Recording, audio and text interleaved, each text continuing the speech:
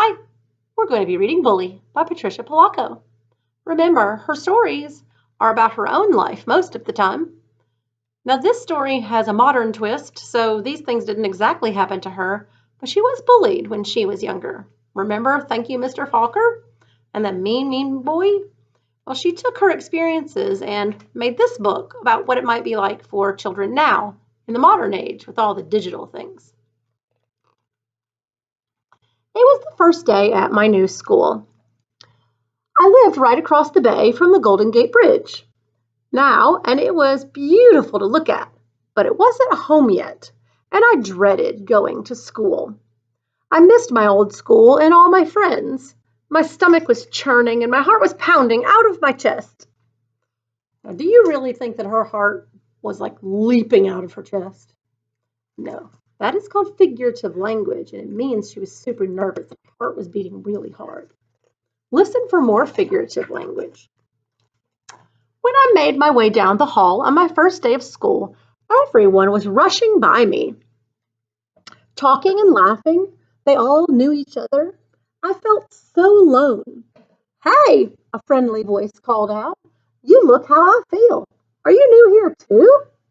A short, round boy with rosy cheeks and a big smile asked. I nodded.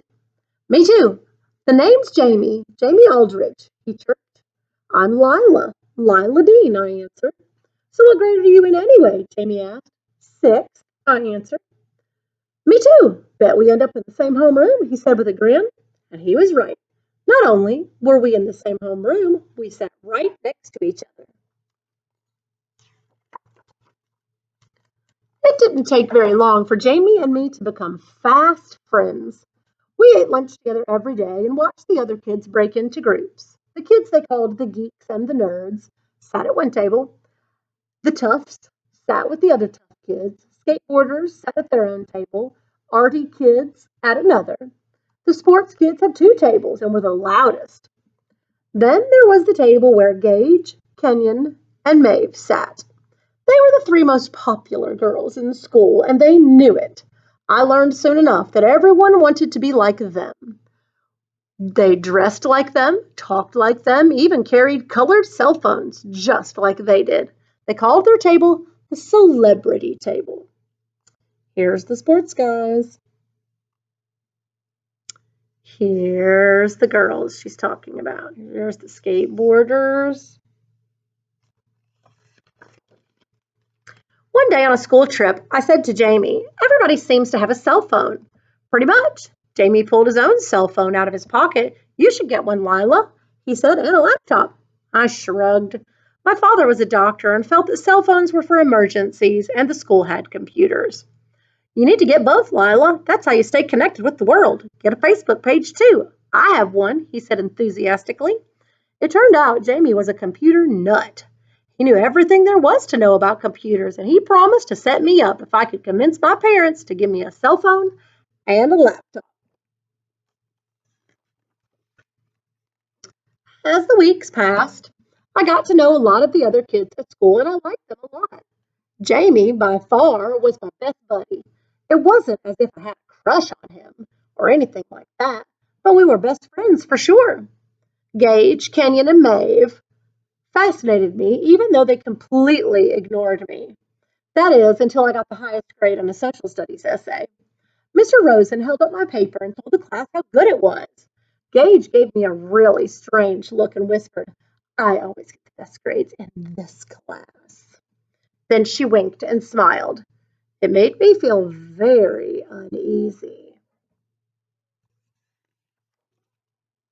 When I told Jamie about what Gage said, he told me that Gage had lost her parents in a terrible auto accident last year. That would be horrible to lose your parents, I said thoughtfully. Yeah, but she seems to milk it for all it's worth. Most kids are afraid of her. You really need to be careful around her, Lila. A week later, I told Jamie I was going out for cheerleading.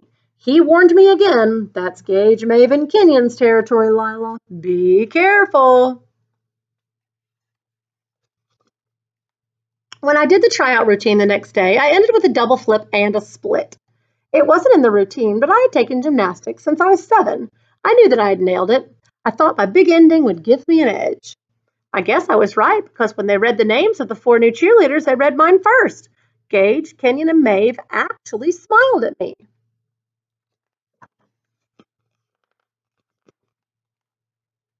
At dinner that night, my brother Jack wasn't as excited as I had hoped he would be for me. Maybe because he'd been having a hard time at his new school. Small for his age, he looked even younger. Kids were knocking his books out of his arms and calling him sissy boy or doll baby wimp, that kind of thing. It seemed like a good time to tell my parents about the cell phones and laptops at school. Everybody has their own, I told them. Maybe having them would help Jack and me get connected. Jack perked up. That's true. When you have a cell and a laptop, you're in the loop. And everyone has a Facebook page too, I added excitedly. Oh, please. Mom and Dad looked at each other and thought for a minute. Finally, they agreed. We cheered. But no shenanigans, Dad said. The minute we hear that you are using these things inappropriately, you'll lose the privilege of having them. If you have these things, I bet you've heard your parents say that. Jamie helped Jack and me put our Facebook pages together. He took our pictures and made us sound amazing. At school, Jamie was doing better too. He even became a hall officer. That meant that he went around to classrooms and collected attendance slips. Then he'd bring them back to the office and record them. He was really trusted. The principal, Mr. August, even let him go into the locked room where all the state tests were kept to get attendance forms. That office was locked up like Fort Knox. Do you ever get to see the state tests? I asked him one day. No, they are in sealed envelopes. The first time anyone sees them is in February when we open them to take the test. I was so proud to have someone like Jamie as a friend. Gage, Maeve, and Kenyon were actually starting to be nice to me. I wasn't good enough to sit at the celebrity table, though, until the mid-year awards ceremony. The principal announced that I had the highest grade point average in the whole school, that I got a Junior Achievement Award for heading up a project visiting the elderly, and then I got the Spirit Award for cheerleading. Gage usually got this award, but she seemed really happy that I got it. That's when she invited me to sit with them at the celebrity table at lunch. I wonder what's going to happen. Jamie was disappointed that I wouldn't be sitting with him, but understood that this was a girl thing. Just as long as we still watch science fiction movies on Friday nights together, he said with a broad smile. But before I got to sit at the table, in fact, that very night, Gage invited me over to her house for a makeover. I had to look way cool, she said. I went, and I did. Every eye in the cafeteria was on me at the next lunch. I was sitting with the coolest girls in school. Gage, Kenyon, and Maeve chatted about clothes, makeup, and boys. Then she leaned into me. Let's get our mothers to take us to the mall tonight. We can look at clothes, maybe even eat at the Ground Cow. I'd love to, I blurted out. I couldn't believe my luck. Then I realized that was when Jamie and I watched our sci-fi together. As we got up and walked by his table, he smiled at me. See you tonight. Gage hissed, are you telling me you're still friends with that? OMG, he is such a blimp. Kenyon spat out. They all laughed. After that, I found myself pretending I didn't see Jamie.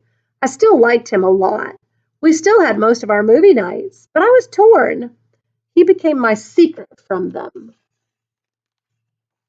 She's not being a very good friend. The rest of fall was great with Gage, Kenyon, and Maeve. They picked out makeup for me and picked out my clothes. I loved it and loved being with them. I wanted so much to be popular. Then one day when we were at Gage's house trying on some new makeup, Gage opened up her laptop. We're going to do something a lot more fun. She got a look on her face. We call this scum dumping, she said and laughed. She started surfing through the Facebook pages of our classmates. Oh, look. Here's Imogene O'Neill's page. Look at that picture. Those teeth. Gage chided. She looks like a horse, Maeve chimed in. They all laughed. And I've got just the right comment. On Imogene's wall, I watched Gage post, you look like a horse and sound like one too.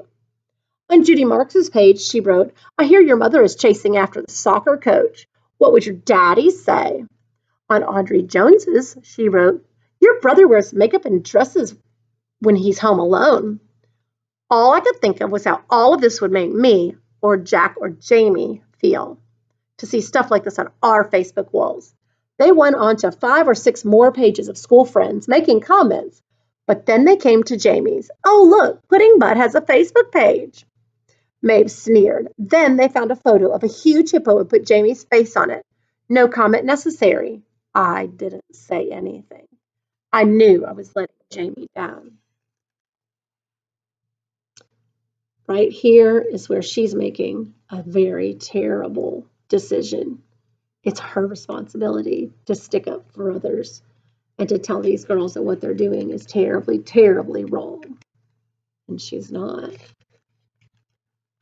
Having a laptop in a cell did not help my brother. He was getting really mean messages like these almost daily. I didn't know how to help him.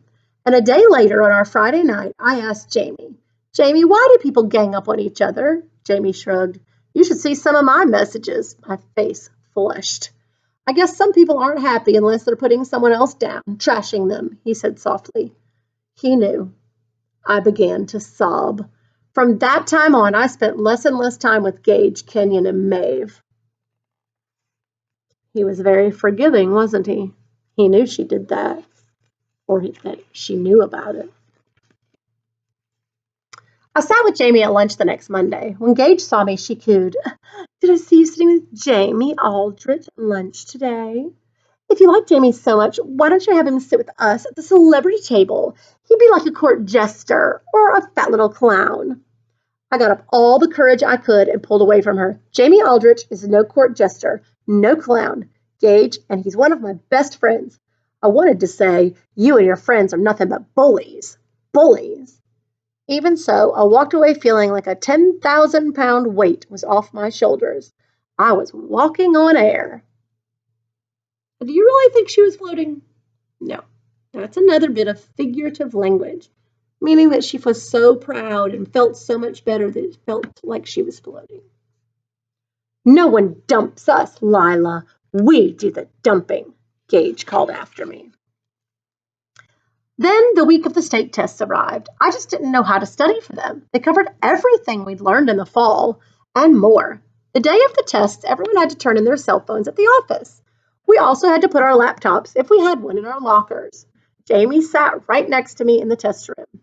Gage, Maeve, and Kenyon were on the other side of the room. It was a timed test that took over an hour. When we finished, I sat with Jamie at lunch. Gage, Maeve, and Kenyon strolled by me. They smiled and seemed really friendly. A week later, the test scores were posted. I got the highest score on the test, 99.6. That felt so good. Jamie did really well too, 99%. I noticed that Gage was third. Not bad, 97. You think she's going to stand for third? I don't think so.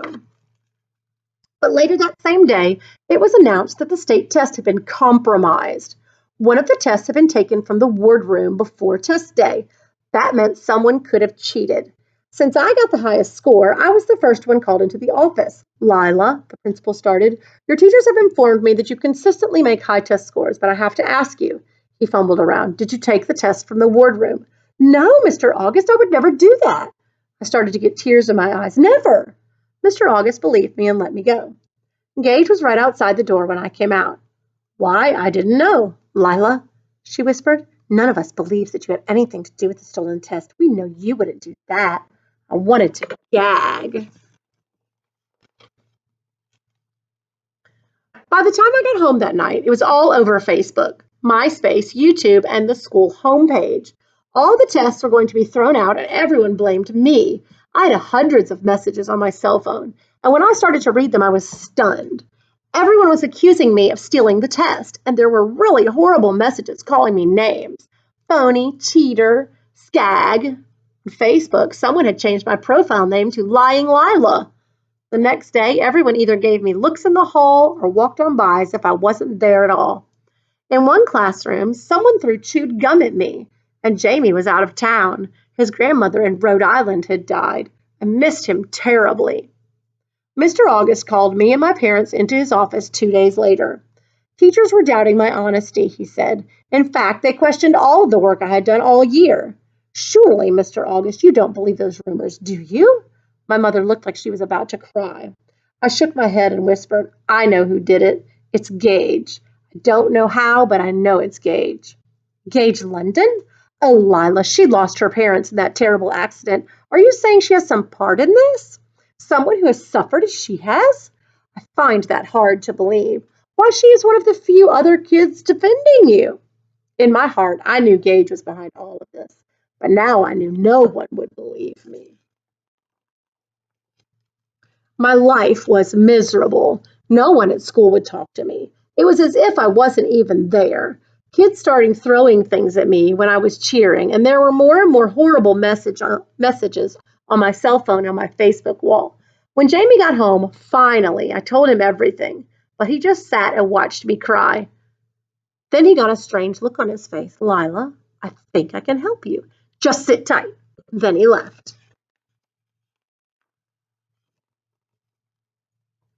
The next morning, Mom and Dad got a call from Mr. August asking us all to come in for another meeting.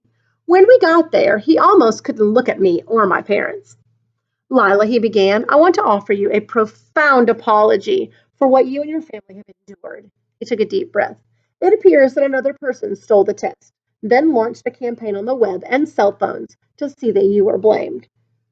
But who was it, Mr. August? Who would do such a mean-spirited thing? My mom was all teary. The person is a minor and I cannot say. Just believe the matter is being handled, Mr. August answered. How did you discover the truth? My father asked. A student came forward that saw the theft. He looked at me. It cleared you, Lila, completely. I saw Jamie that night. It was a Friday. I could hardly wait. Jamie, someone saw who stole the test. Jamie smiled. I know, Lila. It was me.